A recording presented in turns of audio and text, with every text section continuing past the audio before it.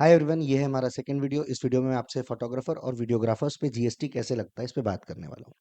मैं आपको बताऊंगा कि आपको कब जीएसटी रजिस्ट्रेशन लेना चाहिए, कब आपको जीएसटी रजिस्ट्रेशन नहीं लेना होगा। अगर आपको एक बार जीएसटी रजिस्ट्रेशन लेना पड़ता है तो क्या क्या रिक्वायरमेंट है जिनको आपको फुलफिल करना पड़ेगा। तो आइए चालू करते हैं, let's not waste the time. सबसे पहली बात, अगर हो सकता है कि आप किसी भी टाइप के फोटोग्राफर हैं, हो सकता है यू आर अ फ्रीलांसर, आपके पास में एक छोटी सी टीम है 5-7 लोगों की, या फिर आपका फुल फ्लेजेड स्ट्रक्चर्ड फॉर्म में एक बिजनेस है। सारे केसेस में जीएसटी सेम तरीके से ऑपरेट करेगा। देखिए क्या होगा। पहली बात, रजिस्ट्रेशन। सर मुझे रजिस्ट्रेशन कब लेना होगा? जीएसटी में रजिस्ट्रेशन के लिए टर्नओवर बेस्ड एग्जम्पशन होता है, जिसका मतलब ये है कि अगर आपका छोटा बिजनेस है, अगर आपका टर्नओवर 10 लाख या 20 लाख रुपए तक के का है, तो ऐसे केस में आपको रजिस्ट्रेशन लेने की रिक्वायरमेंट नहीं है। ये जो 10 लाख या 20 लाख मैंने कहा, ये स्टेट वाइज डिफर करता है। तो what I am trying to say is कि अगर आपका टर्नओवर 20 लाख रुपए से ज्यादा होता है, अगर आपका टर्नओवर 20 लाख रुपए से ज्यादा होता है, तो ऐसे केस में आपको जीएसटी नंबर लेना कंपलसरी होगा। लेकिन कुछ 4 स्टेट्स हैं, नागालैंड, मणिपुर, मिजोरम और त्रिपुरा। अगर आप ये 4 स्टेट से ऑपरेट करते हैं, तो ऐसे केस में अगर आपका टर्नओवर 10 लाख रुपीस को एक्सीड करता है, तो आपको जीएसटी नंबर लेना होगा। अदरवाइज 20 लाख की लिमिट रहेगी। अगर मेरा टर्नओवर 20 लाख या 10 लाख की लिमिट को क्रॉस नहीं करता है, तो ऐसे में मेरे पास में ऑप्शन होता है कि मैं वॉल्यूंटरी चाहूँ तो जा करके गवर्नमेंट के पास में जीएसटी का रजिस्ट्रेशन ले सकता हूँ, और अगर मुझे नहीं लेना है तो मैं ना भी लूँ। सर पर मैं वॉल्यूंटरी क्यों लूंगा?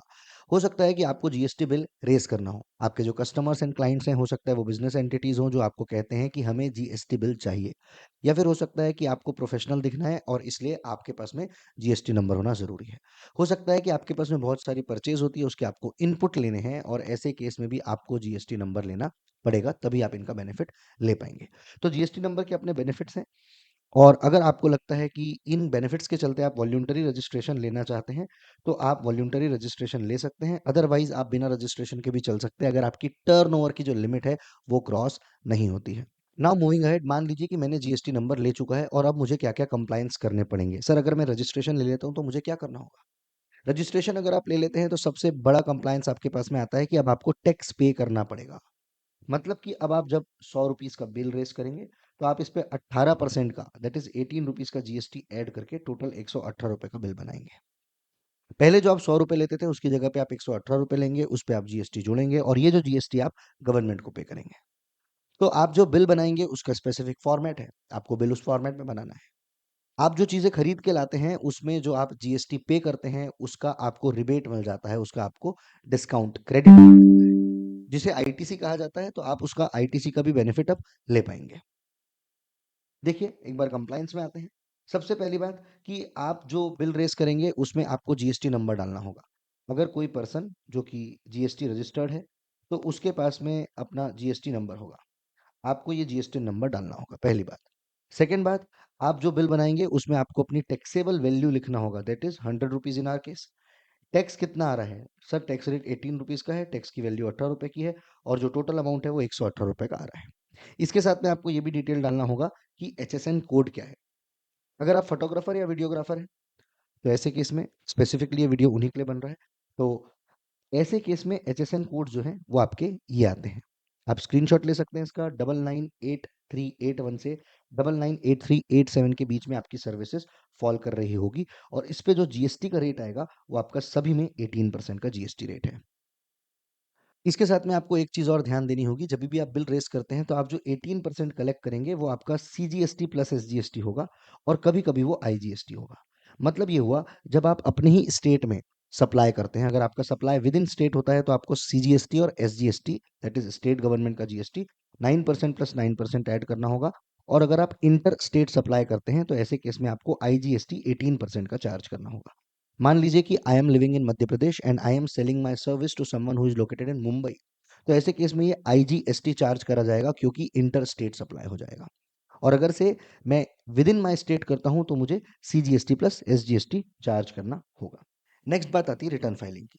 सर रिटर्न का क्या मतलब होता है? रिटर्न का मतलब होता है कि गवर्नमेंट आपसे जानकारी लेना चाहती है। तो अगर आपका एक बार जीएसटी में रजिस्ट्रेशन हो जाता है, तो आपको रिटर्न फाइल करना होगा, और रिटर्न फाइल करने के लिए आपको दो फैक्टर्स ध्यान में रखना है। पहला फैक्टर कि आपका टर्नओवर कितना आ रहा है। अगर मान लीजिए आपका जो टर्नओवर आ रहा है वो अप टू 5 करोड़ तक के का है, मोस्टली आपका यही केस होगा। और दूसरा केस होता है मोर देन 5 करोड़ का टर्नओवर है। अगर मान लीजिए आपका टर्नओवर 5 करोड़ तक के का रहता है तो आपके पास में 2 ऑप्शन होता है। एक होता है क्यूआरएमपी स्कीम में रिटर्न को फाइल करना, दूसरा होता है नॉर्मल स्कीम में रिटर्न को फाइल करना। सर अब ये दोनों क्या-क्या चीज़ें हैं, क्यूआरएमपी एंड नॉर्मल स्कीम? देखिए, नॉर्मल स्कीम का ये मतलब होता है कि गवर्नमेंट आपको बोलेगी कि मान लीजिए आपकी जनवरी मंथ की सेल है। ये जनवरी मंथ की जो सेल है ये आप गवर्नमेंट को फरवरी में बताएँगे। फरवरी मंथ की जो सेल है ये आप गवर्नमेंट को मार्च में बताएंगे। मतलब गवर्नमेंट बोलेगी कि हर एक मंथ के बाद वाला जो नेक्स्ट मंथ होता है इसमें आपको दो रिटर्न्स फाइल करना है। एक जीएसटीआर 1 फाइल करना है जो कि आपको बाय 11th फाइल करना है, और एक जीएसटीआर 3 भी फाइल करना है जो आपको बाय 20th फाइल करना है। जीएसटीआर 1 जो रहता है इसमें सेल्स की इंफॉर्मेशन आपको देना पड़ेगा, और जीएसटीआर 3 भी में आपको देना पड़ेगा कि आपका सेल्स पे टैक्स कितना आ रहा है, आपका जो इनपुट है आईटीसी है उसका आपका रिबेट कितना है, और आपका नेट में टैक्स पेबल कितना आ रहा है। ये टैक्स पेबल के साथ में आपने यही जीएसटीआर 3 बी के साथ में टैक्स को भी पे करना होता है। ये आपको हर एक मंथ करना होगा, 11th को और 20th को। ये हो गई आपकी रिटर्न की रिक्वायरमेंट। लेकिन ये तो हो गई नॉर्मल स्कीम। इसके अलावा एक स्कीम और दी जाती है जिसे कहा जाता है क्यूआरएमपी स्कीम। जैसा कि नाम बता रहा है, क्वार्टरली रिटर्न मंथली पेमेंट। इसका ये मतलब हुआ कि गवर्नमेंट बोलती है कि आप जो रिटर्न फाइल करेंगे वो तो आप क्वार्टरली फाइल करिए। आप जो रिटर्न फाइल कर रहे हैं वो तो आप क्वार्टरली फाइल करिए, पर जो आप पेमेंट कर रहे हैं वो आप मंथली करिए। मतलब कि अगर मान लीजिए जनवरी की बात की जाए, तो जनवरी की जो मंथ की सेल्स है वो सबका जो टैक्स का पेमेंट है वो आपको फरवरी में करना होगा बाय 25th। मतलब कि जनवरी की सेल्स आप फरवरी 25th तक के पे करेंगे, और फरवरी की सेल्स आप 25th मार्च तक के पे करेंगे। तो होता है कि 25th तक के आपको हर महीने जो है पे करना है, लेकिन जो आप रिटर्न फाइल करेंगे वो क्वार्टरली करेंगे। जिसका ये मतलब हुआ कि जैसे ही आपका क्वार्टर एंड हो जाता है, जैन फेब मार्च, मार्च जैसे ही एंड हो जाएगा, तो अप्रैल में बाय 22nd और 24th तक के मुझे अपना रिटर्न फाइल करना होगा। सर 22nd या 24th, अलग अलग स्टेट्स पे डिपेंड करता है। आधे स्टेट्स के लिए 22nd है, आधे स्टेट्स के लिए 24 है। साथ में अगर आपको अपनी सेल्स की डिटेल देना है तो आप आईएफएफ के थ्रू सेल्स की डिटेल हर मंथ दे सकते हो। सर मैं हर मंथ क्यों दूंगा अगर मुझे क्वार्टरली का ऑप्शन है? हो सकता है जो आपके बायर्स हैं वो आपको कह रहे हो कि आपने हर मंथ डिटेल डालना है ताकि वो इनपुट क्लेम कर सकें। अगर आप सेल्स की डिटेल डालेंगे तो उन्हें इनपुट मिलेगा। अगर उन्हें इनपुट मिलने में डिले होता है तो वो आपको हो सकता है बोले कि आप आईएफएफ डालें, लेकिन हमें इनपुट दीजिए। ऐसे केस में हम डाल सकते हैं by 13th of next month. तो बेसिकली ओवरऑल थिंग इज कि आपके पास में दो स्कीम है, एक है क्यूआरएमपी स्कीम, दूसरी है नॉर्मल स्कीम। यूजुअली अगर आप क्यूआरएमपी स्कीम आउट भी करते हैं तो भी आपके जो कैलकुलेशंस होंगे वो हर मंथ होते ही हैं, क्योंकि आपको एवरी मंथ टैक्स पेमेंट करते टाइम पे भी कैलकुलेट करना होगा, और जब आप क्वार्टरली रिटर्न भी डालते हैं उसमें भी आपको बहुत बार आईएफएफ में डिटेल्स डालनी पड़ जाएगी। तो ऐसे करके आपकी क्यूआरएमपी और नॉर्मल स्कीम होती है।